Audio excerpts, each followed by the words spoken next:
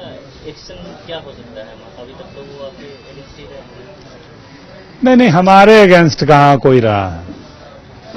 ये परेशान उसको किया जाता है जो परेशान होता होगा। हम तो परेशान किसी चीज से होते ही नहीं है, तो फिर हमारे अगेंस्ट कहाँ कोई रहता है। जो हमारे अगेंस्ट होता है वो अपने आप अगेंस्ट होता है, खुद के अगेंस्ट होता है। ऐसा कभी है नहीं। नमस्कार, प्रणाम। मैं हूं भास्कर कुमार। आप देख रहे हैं बिहार न्यूज 24। बात उस शख्स की कर रहे हैं जो सिवान से बैठ के बिहार की राजनीति को चलाता था। बात उस शख्स की कर रहे हैं जिसके इशारे पे बिहार कांपता था। बात उस शख्स की कर रहे हैं जो सिवान के जेल से बैठकर विधायक और एमएलए बनाता था। आज उस परिवार की दुर्दशा ऐसी हो जाएगी कि अपने ही बेटे को बचाने के लिए एक माँ को आंसू का सहारा लेना पड़ेगा। ऐसी कोई चर्चा है क्या? देखिए, मैं बहुत घायल महिला हूँ। मैंने 18 साल पति से दूर रही। उन्हें किसी तरह से साजिश के तहत फंसाया गया था और 18 साल हम लोगों ने इंतज़ार किया कि अब मेरे साहब आएंगे, अब आएंगे, अब आएंगे। लेकिन जब 18 साल बीत गया और रिजल्ट आया कि उनके साथ घटना घट गई इतनी बड़ी, इसलिए मैं बहुत दुखी हूँ। अगर मेरे बेटे के साथ तो ऊपर वाला ना करे, छोटी सी भी अगर हादसा होती है तो मैं क्या करूँगी यहाँ रह के? किसके भरोसे रहूँगी? एक मरहूम पिता का बेटा जिसकी शख्सियत इतनी ऊंची थी कि उसके आगे किसी की औकात नहीं थी कि आंख में आंख मिला ले। जो खड़ा होता था तो किसी की हिम्मत नहीं थी कि उसके सामने बैठ जाए। जो यह कहता था कि हम चाहेंगे तो सत्ता बदल देंगे, सत्ता बना देंगे, सत्ता बिगाड़ देंगे। उनका एक्शन क्या हो सकता है? अभी तक तो वो आपके अगेंस्ट ही रहे। नहीं, हमारे अगेंस्ट कहाँ कोई रहा है।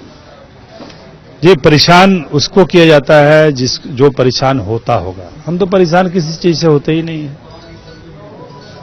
तो फिर हमारे अगेंस्ट कहाँ कोई रहता है। जो हमारे अगेंस्ट होता है वो अपने आप अगेंस्ट होता है, खुद के अगेंस्ट होता है। ऐसा कभी है नहीं। बिगाड़ देंगे। इस कहानी को समझिए।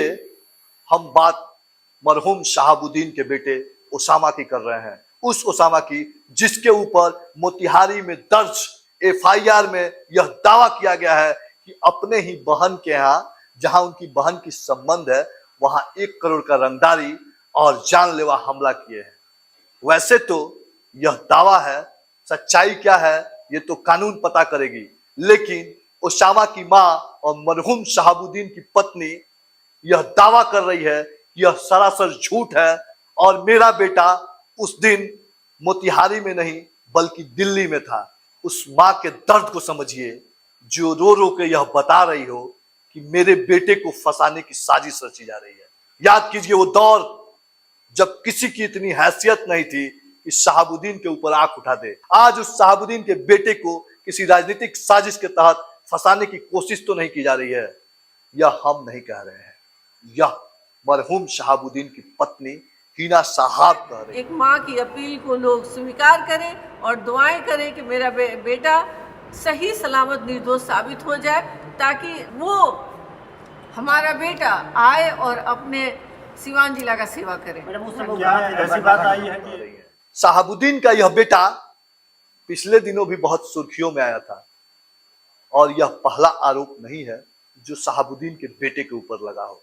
इसके पहले भी उन पे बहुत सारे आरोप लग चुके हैं। ऐसे में दो ही चीज हो सकता है, या तो ओसामा साहब शहाबुद्दीन के उस शख्सियत को बहुत अच्छी तरह से समझते हैं कि सिवान में राज करने के लिए साहब बनना जरूरी है, कहीं ओसामा साहब साहब वाले छवि में तो नहीं आ रहे हैं, या फिर ओसामा को किसी राजनीतिक साजिश के तहत फंसाने की कोशिश की जा रही है। ओसामा का राजनीतिक सूर्य कहीं निकलने से पहले अस्त तो नहीं हो रहा है, क्योंकि ओसामा इन दिनों काफी चर्चा में है और चर्चा के वजह यह एफआईआर के अलावा उनके परिवार से चिराग पासवान का मिलना और सिवान में इस बात का जोरों से हवा देना कि हिना साहब बीजेपी गठबंधन से उम्मीदवार होने जा रही हैं।